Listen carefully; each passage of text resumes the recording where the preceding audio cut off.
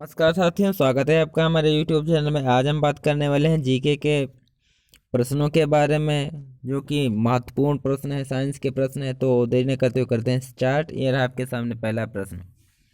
Glucose मुख्य रूप से अवशोषित होता है तो किसमें ग्लूकोज अवशोषित होता है? तो ये हो जाएगा ऑप्शन नंबर पहला, पीसीटी में। पीसीटी में होता है। तो पीसीटी क्या होता है? ग्लूकोज मुख्य रूप से पीसीटी में अवशोषित होता है। पीसीटी का पूर्ण रूप प्रॉक्सिमल कॉन्वोल्यूटेड ट्यूबुल होता है। समीपस्थ घुमावदार नालिका है। यह गुर्दे के नेफ्रॉन की डक्ट प्रणाली का हिस्सा है। तो ऑप्शन नंबर पीसीटी राइट हो जाएगा। आते हैं अगले प्रश्न की तरफ। 52 नंबर प्रश्न में है, मानव रक्त में प्लाज्मा शामिल है तो कितने प्रतिशत प्लाज्मा शामिल है? तो हो जाएगा यहाँ रक्त में लगभग 55% रक्त प्लाज्मा शामिल है। रक्त के तरल माध्यम का एक तरल पदार्थ है। तो यहाँ पे 55% राइट आंसर हो जाएगा। अगला प्रश्न देखिए, 53 नंबर प्रश्न में है, निम्नलिखित में से कौन विटामिन बी कॉम्प्लेक्स समूह से संबंधित नहीं है? तो यहाँ पे 53 में हो जाएगा option number x, ascorbic acid हो जाएगा। विटामिन बी कॉम्प्लेक्स समूह में से संबंधित नहीं है। एक्सकॉर्बिक एसिड जो है एंटीऑक्सीडेंट गुण के साथ एक स्वाभाविक रूप से उत्पन्न होने वाला कार्बनिक यौगिक है। तो यहाँ पे ऑप्शन नंबर बी हमारा राइट आंसर हो जाएगा। आते हैं अगले प्रश्न की तरफ। कौन सा आधार आरएनए में उपस्थित होता है तो किंतु डीएनए में नहीं होता है? तो यहाँ पे हो जाएगा यूरेसिल। आरएनए में पाया जाता है किंतु डीएनए में नहीं पाया जाता है। आरएनए में 4 आधारों से बनता है, ग्वानिन, साइटोनिन, एडेनिन तथा यूरेसिल। डीएनए में यूरेसिल के अतिरिक्त ये तीनों होते हैं। तो यहाँ यूरेसिल हो जाएगा राइट आंसर, यूरेसिल। अगला प्रश्न देखिए, पूर्ण एल्कोहल है। पूर्ण एल्कोहल है तो कौन सा है? 55 नंबर में पूर्ण एल्कोहल लगभग 100% प्रमाणित है। इसमें 1% से अधिक जल नहीं होता है। तो यहाँ पे हो जाएगा 100% राइट आंसर हो जाएगा। अगला प्रश्न देखिए, 56 नंबर प्रश्न क्या कह रहा है? एक कृत्रिम निद्रावस्था के रूप में इस्तेमाल किया जा सकने वाला अम्ल है। ऐसा कौन सा अम्ल है जो कृत्रिम निद्रावस्था के रूप में इस्तेमाल किया जाता है? तो 56 नंबर में हो जाएगा बारबिट्यूरिक अम्ल निद्रावस्था के रूप में प्रयोग किया जाता है। तो यहाँ पे हो जाएगा बारबिट्यूरिक अम्ल। Option number C right answer हो जाएगा। अगला प्रश्न देखिए, प्लास्टिक के विषय में कौन सा कथन असत्य है? 57 नंबर में क्या कह रहा है? सभी प्लास्टिक ज्वलनशील नहीं होते। ऑप्शन नंबर डी हमारा राइट आंसर हो जाएगा, क्योंकि ये गलत है। बाकी ये सही है, ये भी सही, ये भी सही। प्लास्टिक गर्मी और दबाव में बहने में सक्षम है, ये भी सही है। उन्हें विभिन्न आकार में ढाला जा सकता है, ये भी सही है। सभी प्लास्टिक पॉलीमर हैं किंतु सभी पॉलीमर प्लास्टिक नहीं, ये भी सही है। ऑप्शन नंबर डी हमारा राइट आंसर है। अगला प्रश्न देखिए, 58 नंबर प्रश्न क्या कह रहा है? निम्नलिखित में से कौन सा नियम गैसों से संबंधित नहीं है? तो गैसों से कौन सा संबंधित नहीं है 58 नंबर में? फैराडे का नियम निम्नलिखित में संदर्भित करता है। फैराडे का इलेक्ट्रोलिसियस का नियम, फैराडे का प्रेरण का नियम। तो यहाँ पे फैराडे का नियम जो है यहाँ से संबंधित नहीं है। बाकी बायल का नियम गैस से संबंधित है, चार्ल्स का नियम गैस से संबंधित है, ये ल्यूसाक का नियम संबंधित है गैस से, लेकिन फैराडे का जो है चुंबकीय प्रेरण से संबंधित है। आते हैं अपने अगले प्रश्न की तरफ। 59 नंबर में है, एक छिड़कने वाला यंत्र रिक्त स्थान के स्थापित किए सिद्धांत पर कार्य करता है। तो कौन सा हो जाएगा 59 नंबर में? तो एक छिड़कने वाला यंत्र पास्कल द्वारा स्थापित किए गए सिद्धांत पर कार्य करता है। तो पास्कल हो जाएगा, ऑप्शन नंबर डी। अगला प्रश्न देखिए, 60 नंबर में, इंद्रधनुष के अंतिम रंग है। इंद्रधनुष में के अंतिम रंग है। अंतिम रंग मतलब कौन कौन से हैं? तो 60 में हो जाएगा, इंद्रधनुष का क्या सूत्र होता है? VIBGYOR, WIBGYOR, VIBGYOR. विबग्योर से डिनोट करते हैं। तो यहाँ पे क्या हो जाएगा? बैंगनी, जामुनी, नीला, हरा, पीला, नारंगी, लाल। तो यहाँ पे 60 क्या हो जाएगा? बैंगनी तथा लाल। यहाँ पे अंतिम रंग पहला और लास्ट का देखिए वॉयलेट हो जाएगा, और फिर यहाँ पे देखिए रेड हो जाएगा। तो ये पहला और लास्ट ही पूछा है कि अंतिम रंग कौन से हैं। इंडिगो, सॉरी, वायलेट और रेड, बैंगनी और लाल यहाँ पर राइट आंसर हो जाएगा। आते हैं अगले प्रश्न की तरफ। निम्नलिखित में से कौन सा कथन असत्य है? तो 61 नंबर में प्रश्न, ध्वनि हमेशा सीधी रेखा में चलती हैं। हाँ सही है। ध्वनि तरंग की तरह यात्रा करते हैं, ये भी सही है। ध्वनि ऊर्जा का एक रूप है, ये भी सही है। ध्वनि हवा की अपेक्षा खाली जगह में तेजी से यात्रा करती हैं, तो यहाँ पे ये गलत हो जाएगा, क्योंकि ध्वनि जो होती है निर्वात में चल ही नहीं सकती हैं। ध्वनि को चलने के लिए वायुमंडल की आवश्यकता होती है। तो ऑप्शन नंबर डी हमारा राइट आंसर हो जाएगा। यहाँ पे असत्य है, ऑप्शन नंबर डी हमारा सही हो जाएगा। आते हैं अगले प्रश्न की तरफ। 62 नंबर का है, द्वीपीय ब्रह्मांड किसका अन्य नाम है? द्वीपीय ब्रह्मांड, तो 62 में हो जाएगा द्वीपीय ब्रह्मांड आकाश गंगा के लिए अन्य नाम है। आकाश गंगा में विभिन्न प्रकार के ग्रह, तारा प्रणाली, तारा समूह तथा कई प्रकार के तारों के बीच वाले बादल होते हैं। तो यहाँ पे 62 का आंसर हो जाएगा C, Akash Ganga. Option number C right answer हो जाएगा। अगला देखिए प्रश्न क्या है, विंडो अत्यधिक प्रचलित हैं अपने, तो किस लिए हैं? GUI विशेषता के लिए, डेस्कटॉप तकनीक के लिए, मल्टीटास्किंग क्षमता के लिए, महंगे होने के लिए। तो 63 में हो जाएगा विंडो अपने GUI ग्राफिकल यूजर इंटरफेस जिसे कहते हैं GUI, एक सेकेंड, GUI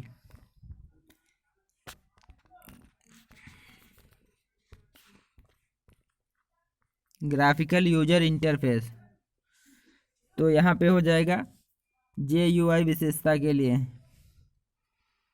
जो एक व्यक्ति को कंप्यूटर पर कार्य समझने में मदद करता है। तो ऑप्शन नंबर हमारा पहला वाला राइट आंसर हो जाएगा। 64 नंबर देखिए, राष्ट्रमंडल दिवस मनाया जाता है, तो राष्ट्रमंडल दिवस कब मनाया जाता है? तो ऑप्शन नंबर हो जाएगा हमारा 24 मई को राष्ट्रमंडल दिवस मनाया जाता है।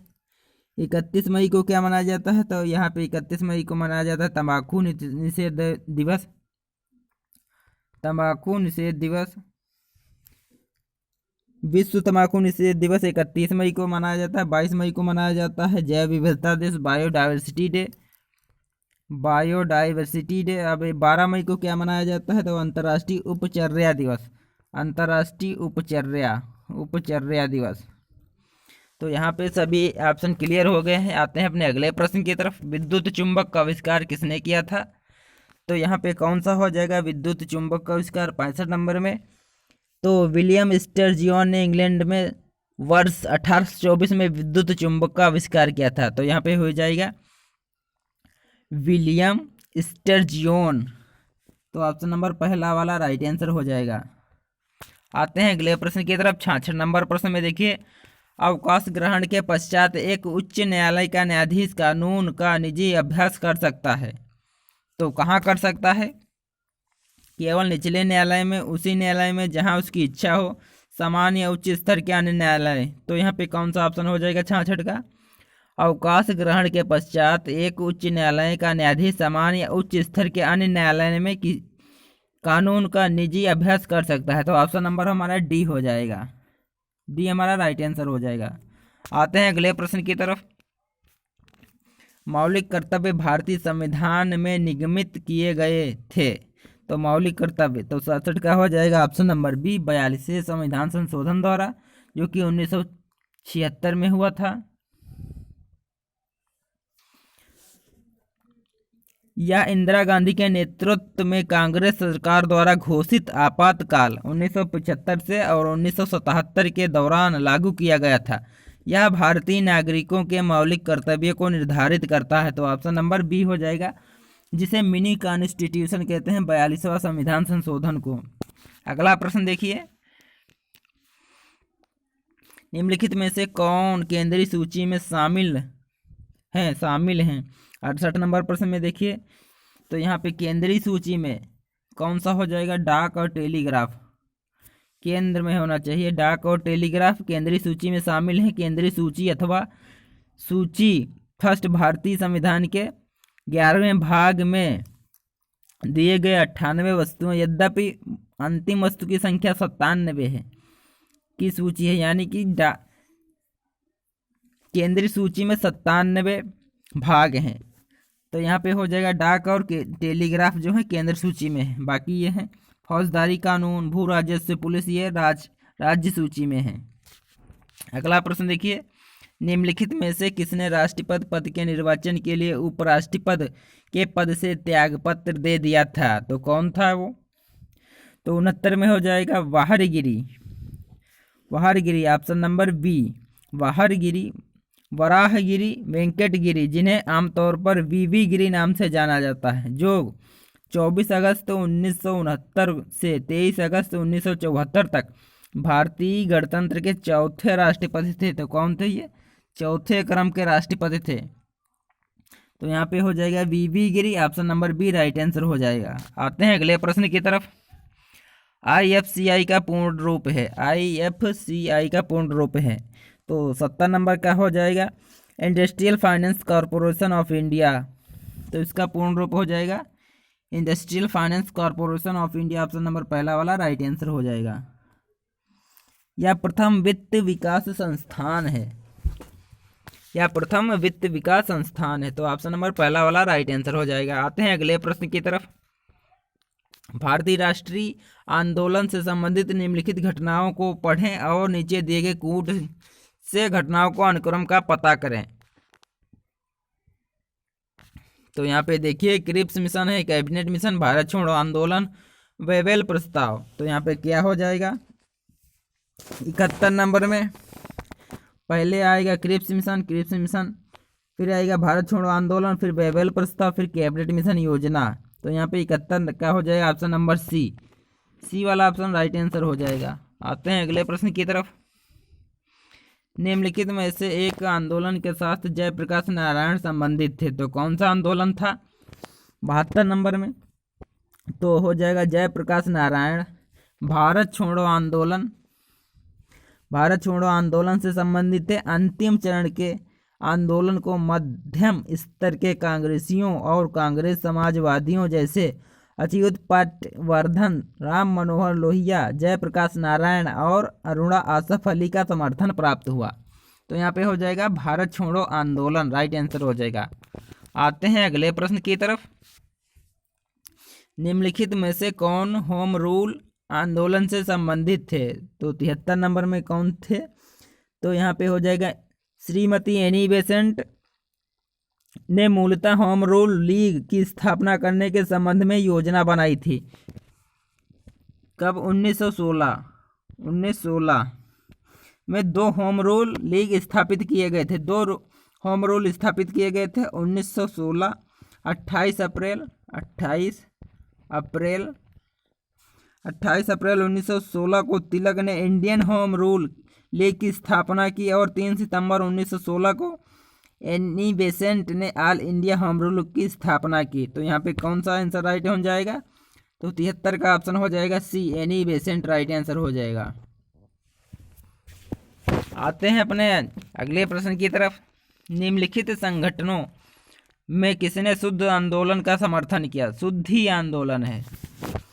तो 74 नंबर में हो जाएगा आर्य समाज की स्थापना दयानंद सरस्वती ने दी। तो यहाँ पे हो जाएगा आर्य समाज की स्थापना दयानंद सरस्वती द्वारा 1875 में की गई थी।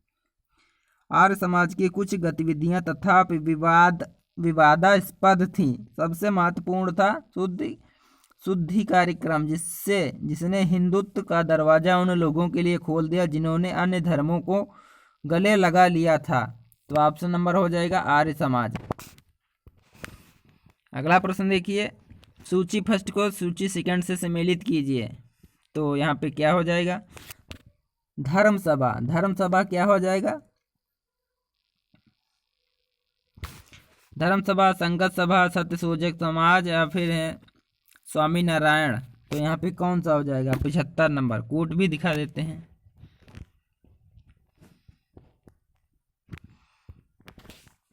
तो धर्मसभा हो जाएगा राधाकांत देव। तो यहाँ पहला का तीसरा हो जाएगा। फिर संगत सभा हो जाएगा। तो यहाँ पे हो जाएगा केसी सेन। तो संगत सभा केसी सेन हो जाएगा। सत्यशोधक समाज, तो यहाँ पे हो जाएगा पहला ज्योतिबा फूले। डी हो जाएगा स्वामी नारायण। कौन से हैं? तो स्वामी सहजानंद है। ऑप्शन नंबर हमारा पहला वाला राइट आंसर हो जाएगा। ये रहा आपके सामने अगला प्रश्न है। यहाँ पे देखिए क्या है, इंडियन अनरेस्ट के लेखक कौन है? इंडियन अनरेस्ट के लेखक कौन है? तो 76 नंबर में हो जाएगा रविंद्रनाथ टैगोर गोरा है, जिनकी रविंद्रनाथ टैगोर की है गोरा, गोरा हो गया। और गीतांजलि भी है इनकी। अबुल कलाम आज़ाद की है India wins freedom, Abul Kalam Azad की है India wins freedom, India wins freedom. और जयप्रकाश नारायण, जयप्रकाश नारायण की है why socialism, why socialism, Jayaprakash Narayan की है वाई सोशलिज्म। तो इंडिया अनेस्ट के कौन हो जाएंगे? वैलेंटाइन्स रोल, यहाँ पे हो जाएगा option number B, B right answer हो जाएगा। आते हैं अगले प्रश्न की तरफ। भारत के किस मध्यकालीन शासक ने एकता व्यवस्था प्रारंभ की थी? एकता व्यवस्था किसने प्रारंभ की थी? तो इल्तुतमिश ने प्रारंभ की थी। इल्तुतमिश ने अपने साम्राज्य को असंख्य छोटी बड़ी एकताओं में विभाजित किया। एकता का अर्थ था नगद वेतन के बदले किसी को कृषि योग्य भूमि का लगान हस्तांतरित करना, मतलब तनख्वाह के बदले लगान, भूमि का लगान हस्तांतरित करना, कृषि योग्य भूमि पर लगान हस्तांतरित करना, मतलब तनख्वाह ना देकर कृषि करने योग्य जो भूमि थी उसका लगान ले लेना। तो यहाँ पे ऑप्शन नंबर इल्तुतमिश हो जाएगा राइट आंसर। 78 नंबर प्रश्न देखिए, निम्नलिखित में से किसे शेख अल हिंद की पदवी प्रदान की गई थी? तो 78 नंबर में कौन सा हो जाएगा? Option number C, Khwaja Moinuddin Chishti. तो यहाँ पे ख्वाजा मोइनुद्दीन चिश्ती शेख उल हिंद के नाम से प्रसिद्ध थे। उन्होंने भारत में चिश्ती सूफी संप्रदाय की स्थापना की। ख्वाजा कुतुबुद्दीन बख्तियार काफी, बाबा फरीद अन्य सूफी संत थे और मोइनुद्दीन चिश्ती के शिष्य थे। तो ऑप्शन नंबर यहाँ पे सी राइट आंसर हो जाएगा। 79 नंबर प्रश्न देखिए, दिल्ली के किस सुल्तान ने एक पृथक कृषि विभाग की स्थापना की? तो 79 में हो जाएगा ऑप्शन नंबर डी, मोहम्मद बिन तुगलक, मोहम्मद बिन तुगलक। संकट की स्थिति में मोहम्मद बिन तुगलक ने कृषकों को सहायता प्रदान करने के लिए केंद्र में कृषि विभाग दीवाने को ही की स्थापना की। अकाल राहत संहिता तैयार की। सिंचाई के लिए सैकड़ों कुएं खुदवाए, फसलों के चक्रावर्त के द्वारा कृषि के तरीकों में सुधार करने का प्रयास किया। कौन? मोहम्मद बिन तुगलक। राइट आंसर हो जाएगा ऑप्शन नंबर डी। अगला प्रश्न देखिए, निम्नलिखित में से कौन सा सही सुमेलित नहीं है? तो बाबर खानवा का युद्ध, हुमायूं चौसा का युद्ध, अकबर हल्दी घाटी का युद्ध, जहांगीर बल्ख का युद्ध। तो 80 का ऑप्शन कौन हो जाएगा? 80 का ऑप्शन नंबर डी, 80 का ऑप्शन नंबर डी हो जाएगा। ये जो है सुमेलित नहीं है। बाकी है बाबर और खानवा का युद्ध कब हुआ था?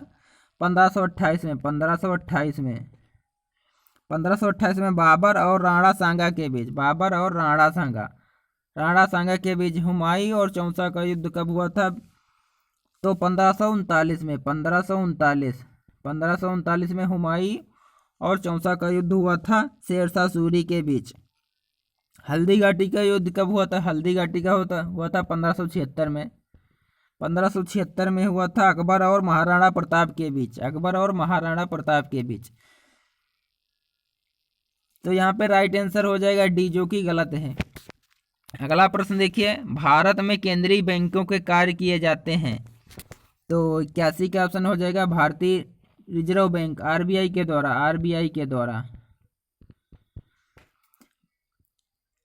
भारत में केंद्रीय बैंक के कार्य भारतीय रिजर्व बैंक के द्वारा किए जाते हैं। आरबीआई की स्थापना 1 अप्रैल 1935 को की गई थी। 1 अप्रैल 1935 को आरबीआई की स्थापना की गई थी।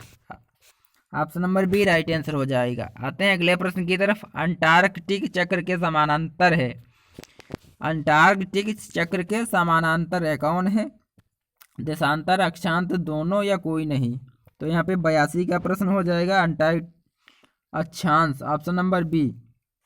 अंटार्कटिक चक्र अक्षांश के 5 प्रमुख चक्रों में से एक है जो पृथ्वी के नक्शे को चिन्हित करते हैं। यह अक्षांश के समानांतर है जो कि भूमध्य रेखा के 66 डिग्री 30 डिग्री 44 मिनट दक्षिण में है। ऑप्शन नंबर बी हमारा राइट आंसर हो जाएगा।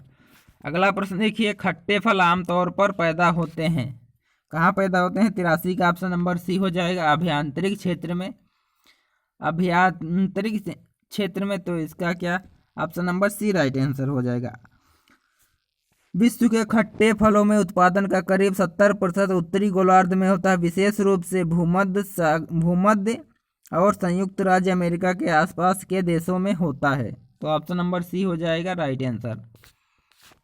अगला प्रश्न देखिए, राजद्रोही द्वार जिसे ट्रेटर गेट कहाँ स्थित है?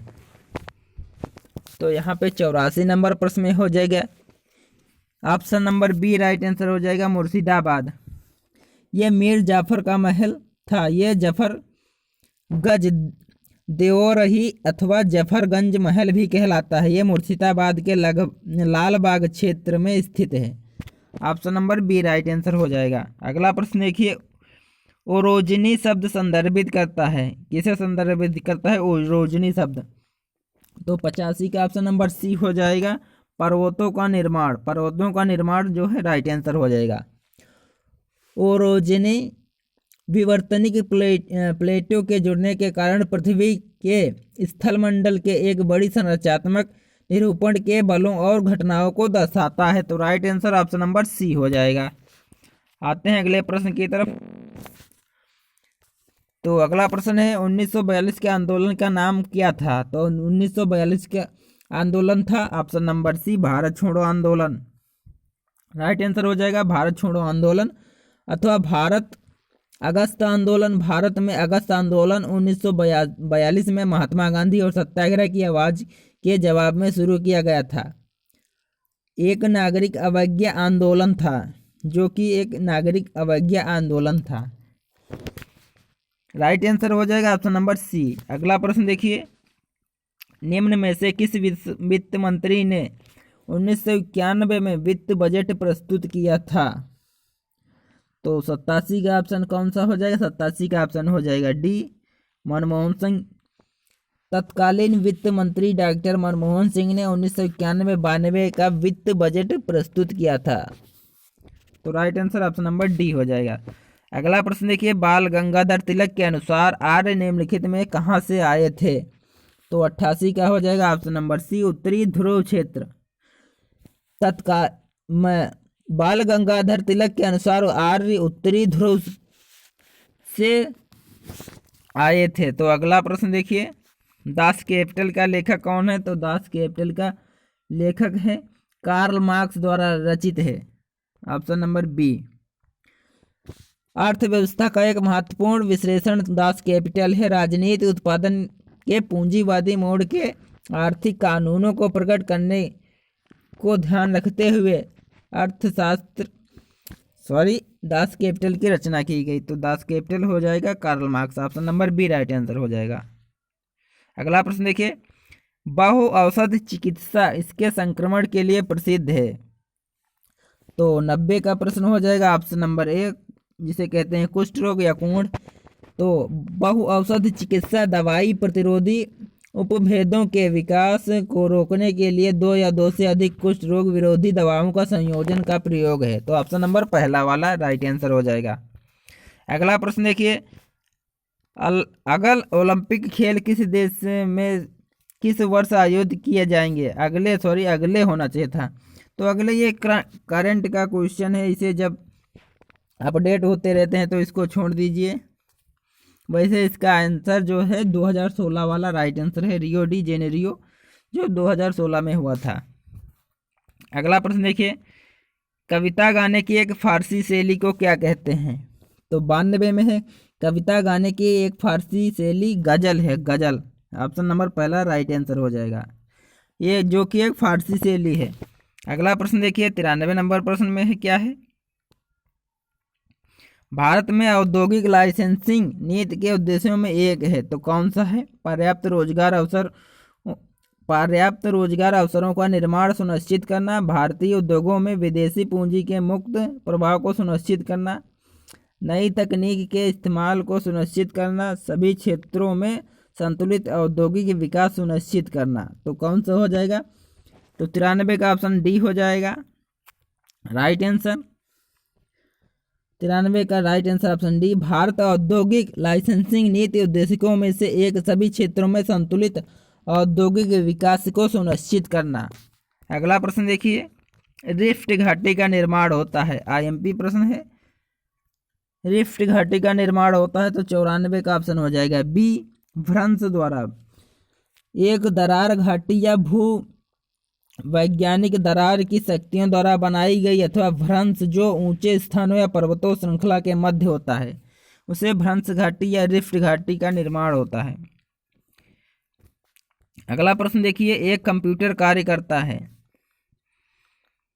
तो ये हो जाएगा बाइनरी संख्या। बाइनरी संख्या पर कार्य करता है कंप्यूटर, जो कि प्रतीक हैं 0 से 1 के बीच होता है। बाइनरी संख्या जो है 0 से 1 के बीच में प्रयोग होते हैं। अगला प्रश्न देखिए, 96 नंबर प्रश्न है, निम्नलिखित में से कौन एक फुटबॉल क्लब नहीं है? तो 96 का ऑप्शन हो जाएगा डी, मॉन्टे कार्लो जो है फुटबॉल क्लब नहीं है, बाकी जो है सभी हैं। मोंटी कार्लो आधिकारिक तौर पर मोनाको की रियासत के एक प्रशासनिक क्षेत्र को संदर्भित करता है, जहां मोंटी कार्लो कैसीनो स्थित है। यहाँ पे कैसीनो स्थित है, कैसीनो। बाकी ये फुटबॉल क्लब है, बैडमिंटन भी फुटबॉल क्लब है, चेल्सिया भी फुटबॉल क्लब है, आर्सेनल भी फुटबॉल क्लब है। अगला प्रश्न देखिए, 97 नंबर प्रश्न है, मानव अधिकार दिवस मनाया जाता है, कब मनाया जाता है? तो ये 10 दिसंबर को मानव अधिकार दिवस मनाया जाता है। अगला प्रश्न देखिए, ज्ञानपीठ पुरस्कार जीतने वाली प्रथम महिला कौन थी? ज्ञानपीठ पुरस्कार, तो ये थी आशापूर्णा देवी। आशापूर्णा देवी थी, जो कि 1976 में ज्ञानपीठ पुरस्कार जीतने वाली प्रथम महिला थी। ये आशापूर्णा देवी ये बंगाली लेखिका थी। Option number D right answer हो जाएगा। अगला प्रश्न देखिए, निम्नलिखित में से कौन सा एक दूध में नहीं पाया जाता है? तो कौन सा एक दूध में नहीं पाया जाता है? तो दूध में लोह यानी लोहा नहीं पाया जाता है। बाकी फास्फोरस भी होता है, प्रोटीन होता है, कैल्शियम होता है, लोहा नहीं पाया जाता। लोहा किस में पाया जाता है? तो लोहा जो है पालक के पत्तों में पाया जाता है, प्रचुर मात्रा में पाया जाता है। अगला प्रश्न देखिए, किस शहर को दक्षिण भारत का मैनचेस्टर नाम से जाना जाता है? तो दक्षिण भारत का मैनचेस्टर किसे जाना जाता है? तो ये हो जाए कोयम्बटूर राइट आंसर हो जाएगा। कोयम्बटूर, जिसे कोवई के नाम से भी जाना जाता है, भारत का एक शहर है। यह चेन्नई के बाद तमिलनाडु का दूसरे सबसे बड़ा शहर है। तो तमिलनाडु में चेन्नई के बाद ये दूसरा सबसे बड़ा शहर है। तो राइट आंसर कोयम्बटूर हो जाएगा। तो ये थे आज के कुछ महत्वपूर्ण प्रश्न। तो कैसे लगे आप कमेंट में करके ज़रूर बताइएगा। अगर जो आप चैनल पर नए हैं तो चैनल को सब्सक्राइब कर लीजिए, साथ में बेल आइकन को भी दबा लीजिए और साथ में शेयर कीजिए। मिलते हैं किसी और नई वीडियो में, तब तक के लिए दीजिए इजाज़त। धन्यवाद।